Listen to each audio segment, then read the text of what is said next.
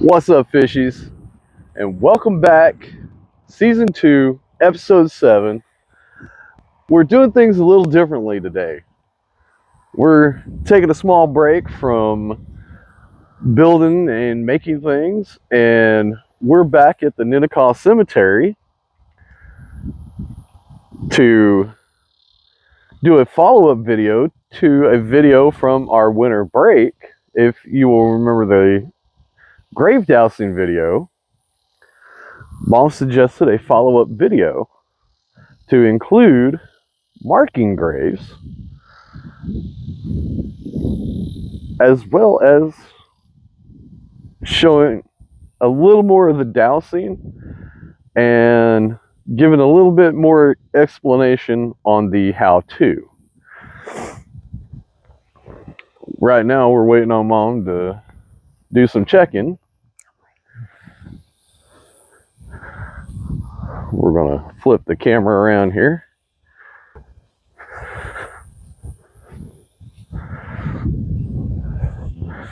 So why exactly are we doing a follow-up video today? Well, we've got an area that it's a lot that we reclaimed because the people no longer lived in the area. They're all deceased, buried in another cemetery.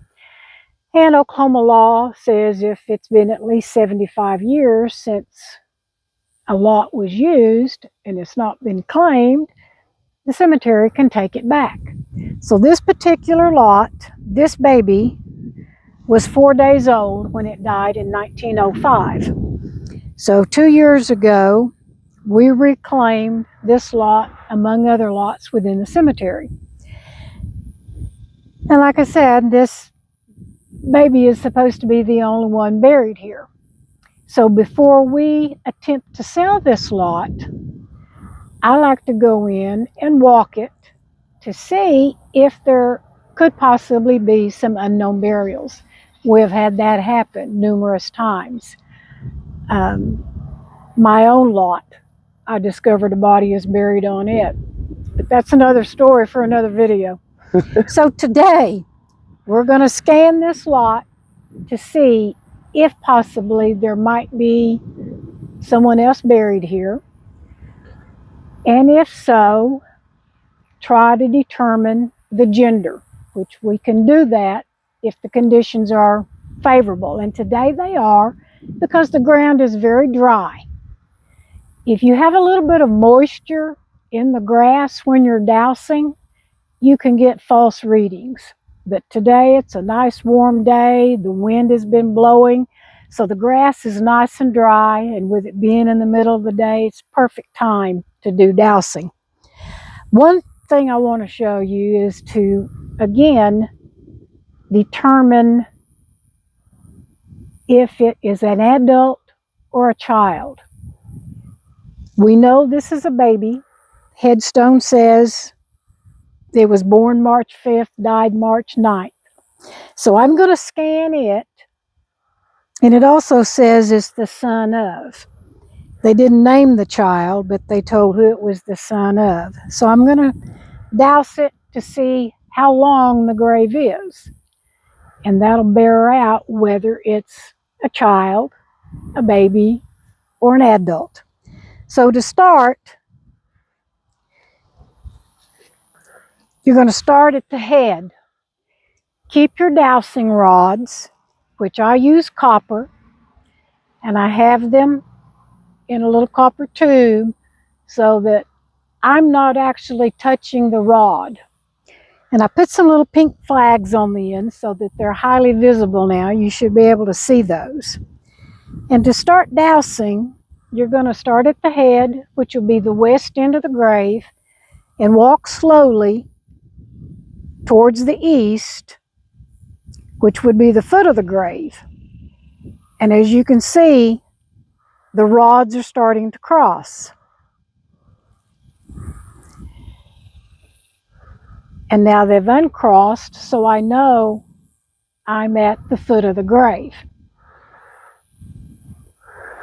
Well, that would be about the length of an adult though, wouldn't it? Well, depending on, See, it didn't actually start crossing till I got further out. So there's the headstone's further away than it should be.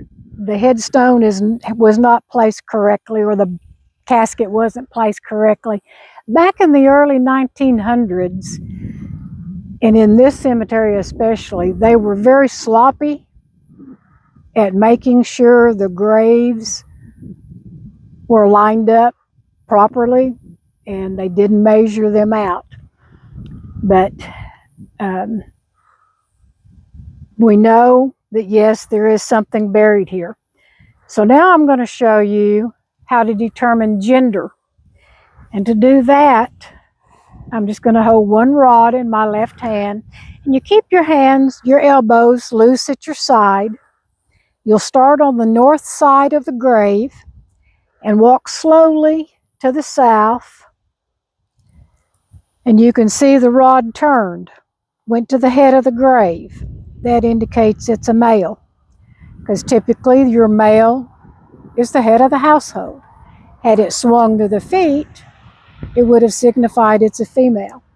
So I know I'm beyond where the grave is because the rod straightened back out. So I want to see in this area if indeed it's empty, and can we resell the lot. Hopefully we can. There should be 4 spaces in this lot. The baby has taken up 1 space, so we should have 3 empty spaces that we can take. So I'm going to start basically where the headstone should have been, and I'm thinking that the baby is probably on the far side of the lot. So I'm just going to start and head east. Oh my gosh, we got a burial.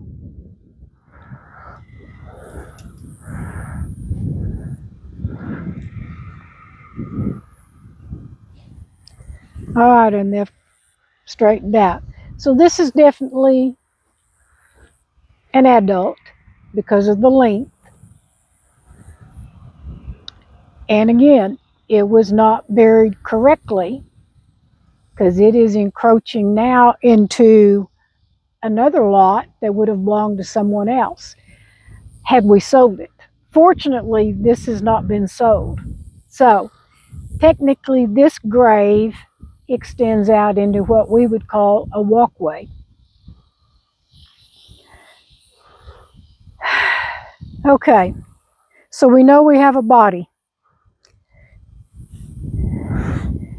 And I usually like to do it twice, just to be on the safe side, because it is kind of windy today.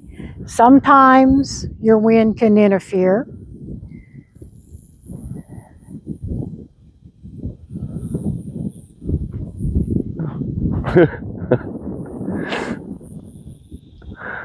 I would say there's definitely a body. Yes. And we've reached the end of where this grave is at. So let's check and see if we can determine gender. Like say and since the body is back further than what this one is, I'll start about midway with my left rod. And I think the baby's grave is right there. Yeah, it's interfering.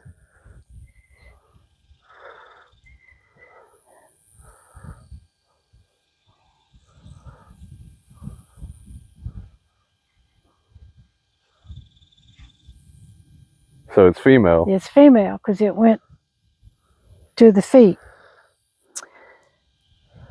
So we know we have a female buried here. Let's move over to where, if there were another person buried.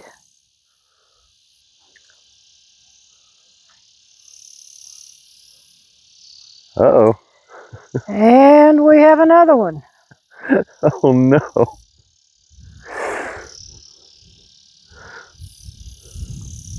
Again, most likely an adult. because of the length of the grave. Wonderful. I'm not going to do this one a second time, because if there's one here, this could be the man. Typically, females will always be buried on the male's left side, because traditional Christian marriages, that's how they get married. So they tend to bury them the same way. So this one may be a male.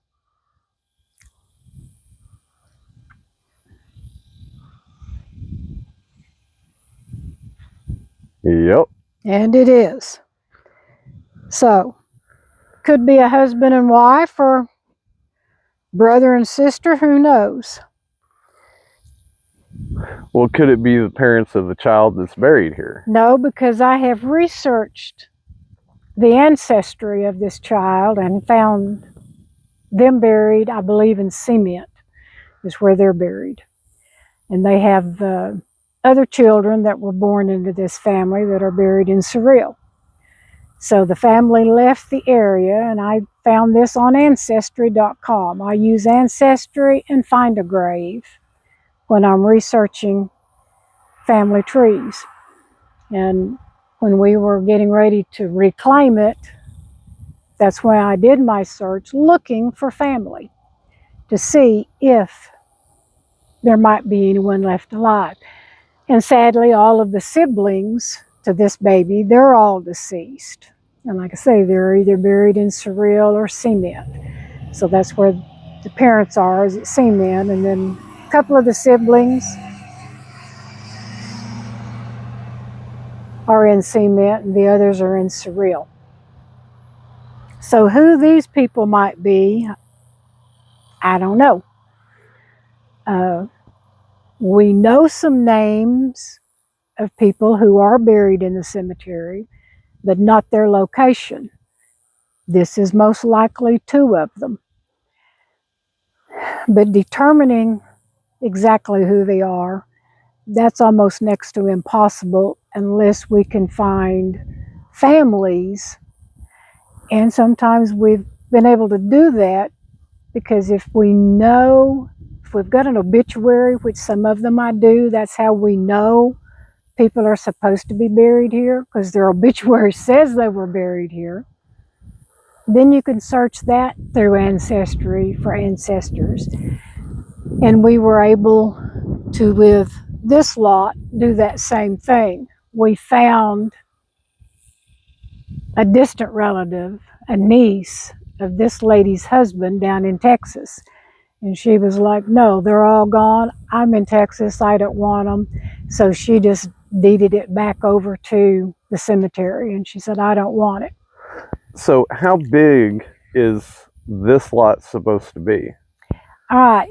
Typically, this particular section, they're 10 feet north or east to west and 24 feet north and south. So that back in the day, you could have buried 10 people in a lot this size, because like this baby, for instance, vaults weren't required back then. And this cemetery still does not require a vault. And the state of Oklahoma does not require a vault. State of Oklahoma now does not even require a casket. They leave that up to the individual cemeteries as to what they want to require. And because this is just a rural community cemetery, we don't require a vault. And if you don't want to be buried in a casket, we're not going to make you. You can just dig a 6-foot hole and put your body in it and cover it up. And of course, without a casket, the burial has to be within 24 hours of death. Right. That is one of the things that Oklahoma law says. If you're buried within 24 hours, you don't have to be embalmed. So, but if it's going to be longer than 24 hours, then state law requires that you be embalmed. Okay. And so, with indigents, which our cemetery recently took possession of the cremains for 6 individuals that the county paid to have them cremated because there had no family that would claim them or could claim them. So we volunteered to take those cremains and get them buried. And in my research, I found the parent of one of those deceased where she was buried, and the family had put this deceased indigent woman's name on that same headstone, but they had no idea what had ever become of her remains. So I was able to contact that cemetery sexton of that cemetery and made arrangements to turn those cremains over to him. He is also the vice mayor of that town, so he and the mayor, they buried that woman's remains. She had been deceased since 1998. Wow. So our county commissioners had had possession of her remains for that long because they didn't know really what to do with them.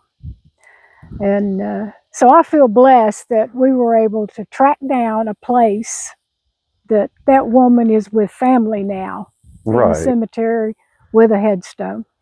So, but we do still have 5 cremains that we're going to get interred, and we are preparing a special spot in the cemetery for those cremains. As far as this lot, I'm going to go to the end of it now and see if maybe we can get one space out of it.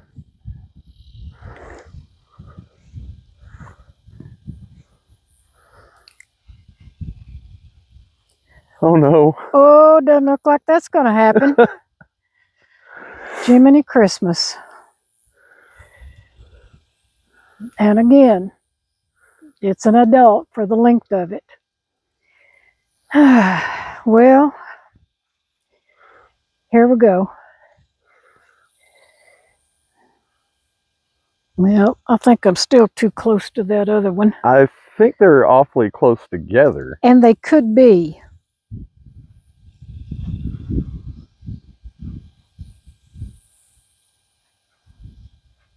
There we go. It's a female. It looked like it was a little confused there for a second. Yeah. And kind of makes you wonder, are there 2 people in the same casket?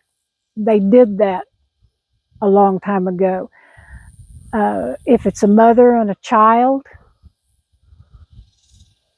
in the same casket, then you're going to get 2 separate readings. And that could be the case. Because initially it wanted to go to the left, and traditionally that child would have been on the inside of the mother to the back side of the casket. Right. And that's what started to move first, was to be a male.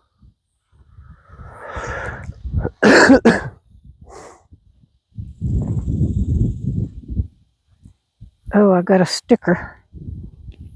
Ouch. Yep, there's a male right there. And see, it turns immediately. Yeah. I think there's 2 people in this grave. Oh, wow.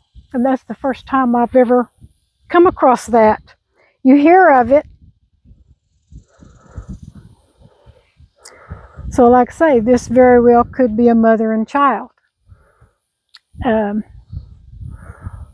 I'll have to go through all of my obituaries and see if I've come across a mother and child. It'd be a mother and son, wouldn't it? Yeah, be a mother and son. And that's really interesting. It's interesting and sad at the same time. It is. Because that means they would have died together. You know, and she may could have been died. The flu, house fire. Could have died at childbirth. Yeah. You never know. But then trying to determine who the man and woman are, that'll be a challenge. But it's a challenge that I'm up for. I like a good challenge. And, you know, basically these 3 graves are on the east half of this lot. Like I say, the baby's grave that's marked, it wasn't buried correctly. It should have either been in one corner or the other, and they kind of put it in between. But because these extend so far over, Dallas, if you can just kind of pan to the north, you can see the boundary, the one lot that has a concrete border around it. Yeah. And you can tell how far out it goes. So, and when you look at the position of the headstones in these two lots, they weren't buried true to the lot. Right. Well, and there's 3 headstones right over here. Right. And kind of makes me wonder if those are actually supposed to be over here. Well, let's look at the names and we'll see who they are.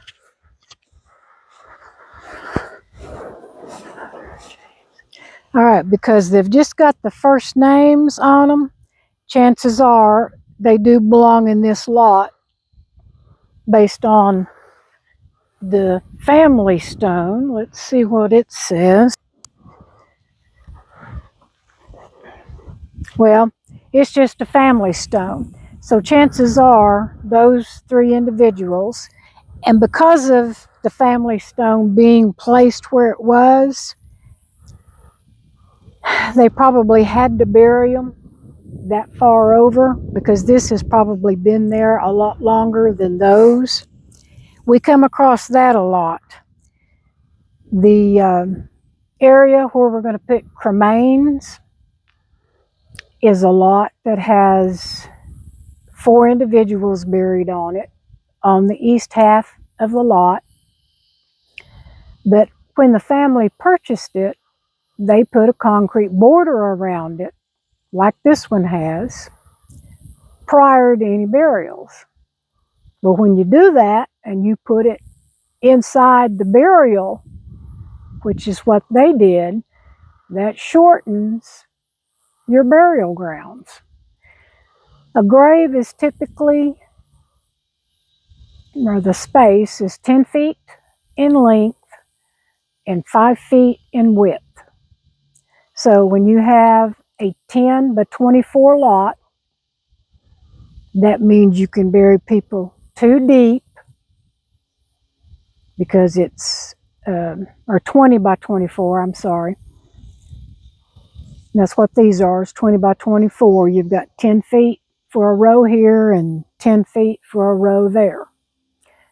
Well, then 24 feet, if they're 5 feet wide, if you pack them in real tight and no vault, you can probably get 6 people in there. And then we do have that in some of them where there are children buried. Wow. Because back then, like I say, if it was a child, it's a lot smaller coffin than an adult. Right. And it would be real easy to put 6 graves, but typically no more than 5, just to leave room between the caskets. Well, and if we were to walk north to south across the entire lot, would that also determine how many graves it could, yeah. there are? So let's just play with this one for a minute and we'll see. And I'm going to assume that they're actually buried here and they place those as a footstone Instead of a headstone. instead of, yeah. Because they wouldn't have had room to have put it up here. Because I figure the family stone got placed first.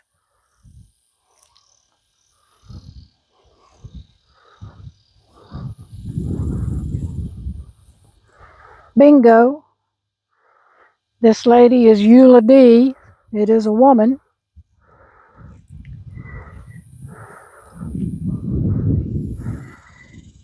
Here we have James Eli.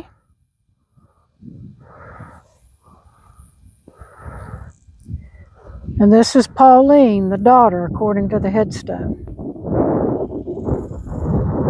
And her headstone's a little on the off. So It's not exactly in line. no. And looking at when they died,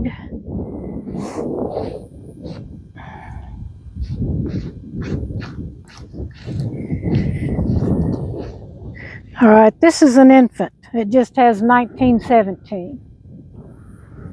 Don't know if she lived a few days or what, but they cared enough to name her and give her a headstone. This person, born in 1884, died in 1828. This is James, and her headstone says daughter of James and Eula. All right, he died in 1928. She didn't die till 1973. Wow. Born in 1896. So he was a good deal older than her. At least 8 years. And this was the only daughter they had, probably. Unless they had other children that grew up and moved away. But if they're truly buried here,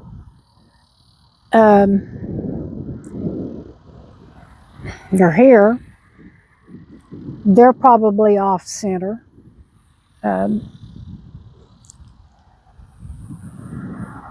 we might, at some point in time, reclaim if we can't find, well, gee willikers, we have another one up here. I didn't see that one. And that goes with this lot. Because that headstone's in that corner, and this headstone is in this corner. This is Thomas. So that means that this is probably He's probably a lot. brother to James. Because he was born in 1880. James was born in 1884. He was probably an old bachelor. But because there's not a last name, and in looking how it's laid out, he's in the corner. So let's just take a gander across and, yep, it's a male. So he was approximately 69 years old. So this is some of the things you run into in a rural cemetery that hasn't always been under good management. Well, at least now you got people willing to put in the work to get things corrected. Right. And like I say, I can go into my maps now and mark this lot off. It is not available to resale since there are persons buried there. Maybe we could get 3 spaces depending on where the true corners of it are. And that'd be interesting considering these headstones here. This, yeah. You know, they should be right here. Well, like I say, this child was not buried correctly to begin with. And then they didn't put the headstone in the right spot. And no telling when the headstone got put down. It could have been a year or so after the baby died. Maybe they didn't remember exactly where the head of the grave was. We have that happen a lot. People just don't remember. But chances are now we will not try to do anything with this section. We'll just leave it alone. And try to find who's buried there and get it marked. Yeah, absolutely. Well, let's go over. I've got a couple of graves I've got to mark for a headstone. So let me get my equipment out of the car for that. Okay.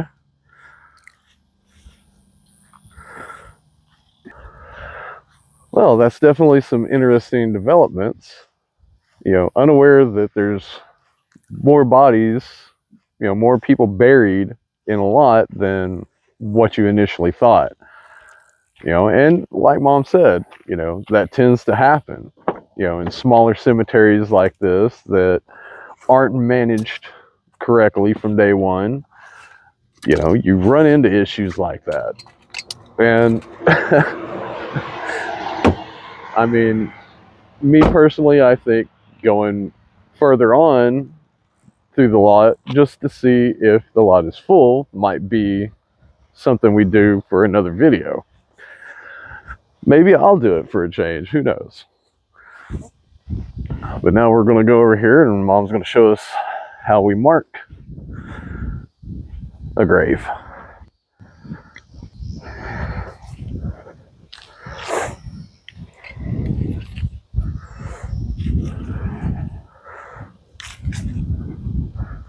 All right, this is the grave that's going to get the headstone tomorrow. And it's going to be a double headstone. And I've already spoken with the widow. She's confirmed, yes, she will be buried on the north side of her husband. So when the monument company called to make arrangements for me to mark the grave so they know where to set it, the first question they ask is, which direction does the headstone need to face, east or west? And I said, it probably should be facing west. His name should be on the right side of the stone and her name should be on the left. He confirmed, yes, that is correct. So we're both on the same page. So what we do when we come out, we want to try to keep them in line with stones that are already here. So we already have a big long line of headstones. So what I'm going to do, I've got 2 pink flags that I will put out where the south boundary and the north boundary will be, those northeast or northwest and southwest corners. And then I have a white flag with his name on it. So they know where right to put and it. when they, and I've already told them approximately which gate to come in and what to look for. And there are most of the monument places that are local, they're pretty familiar with our cemetery. Some of them even have a copy of the map so they can find it. Or some of them are even smart and they use Google Maps. They'll pull it up and do Google Earth on it, and that helps them. But if I can give them a landmark, tell them, come in the far east gate. When you get to the pavilion, you've gone too far. And so what I'm going to do is mark off the approximate area of where that tombstone should go. And by looking at his grave, he died back in December, so it's still a pretty fresh grave. We can see where the corners of the grave are actually at, underneath where the vault is. And if we want to center that up with where his wife will be buried on this side, typically they'll leave 3 inches between graves. So if I want it to be centered, like I say, I approximately 10 feet across is my fullest width. So I have a rolling tape measure, and I'm going to start where I see the corner of the grave, put it to 0, and I'm going to start walking north.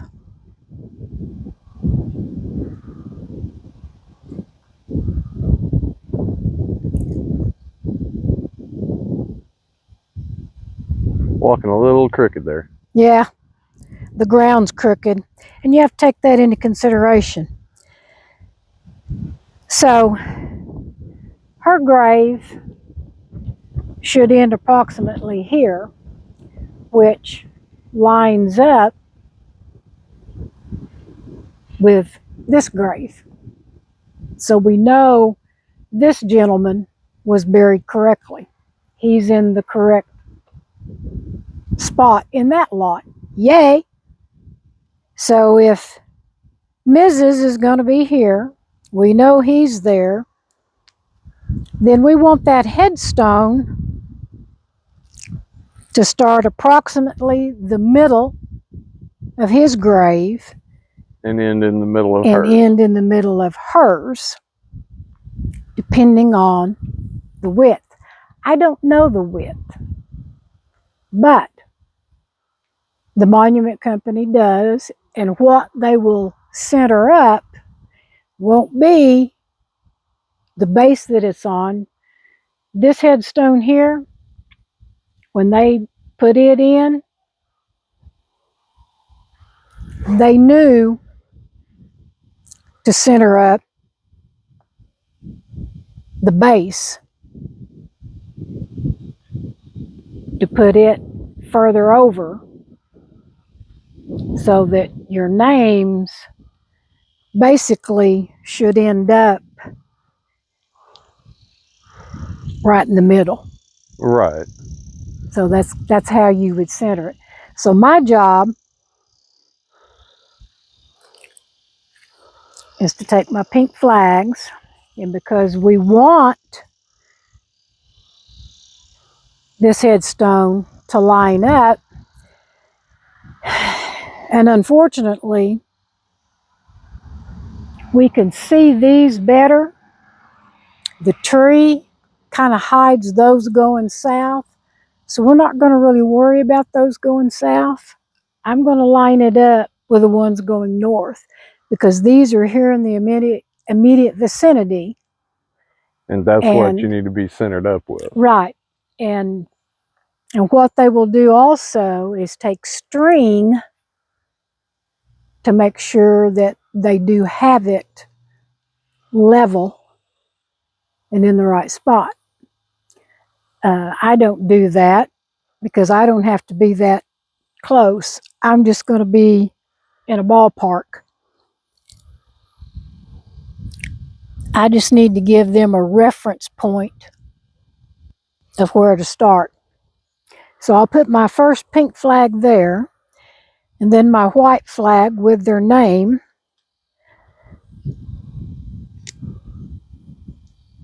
I'm just going to stick it in the ground and get it go in there straight. That way, when they drive in, they can see that white flag from the road. They should be able to see that pink flag. And then I'm going to come over and I'll measure again, going from this pink flag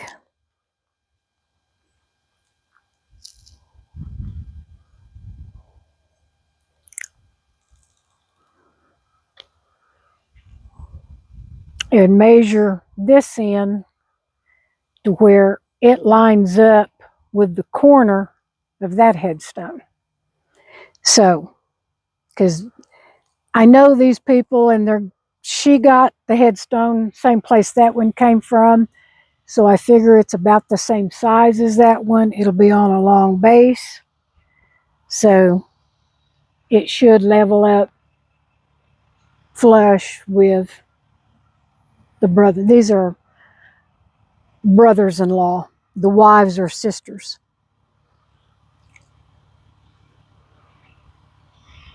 All right, and that's just a ballpark measurement, but at least it gives them an idea of how much area they have to work with. And like I say, they will put out their stakes and put strings on it to make sure that they do have it straight and level and that it does line up with other headstones that are in the same row. And like I say, because most of these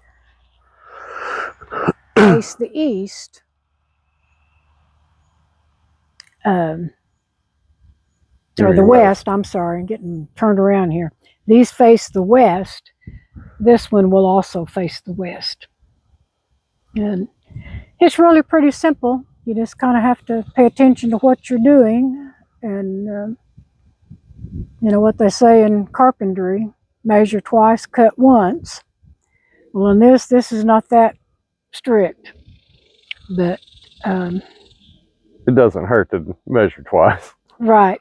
And so that's why I walked it off a second time to make sure. And like I say, and I've started where this is about midway of the grave. And if you got any questions? Not right offhand. I'm sure the viewers probably got a few. Drop a comment if you got a question. Be sure to post that. And as always, make sure you like, subscribe, share. It's all free to do. And keep watching. Hopefully we can get in some more videos and filming this week before I have to return to work. If not, we may take a week off. But until next time, as always, much love, rock on, have a blessed day, everybody. Peace out. Any last comments, Mom? Nope, I think that pretty much covers it. See y'all later.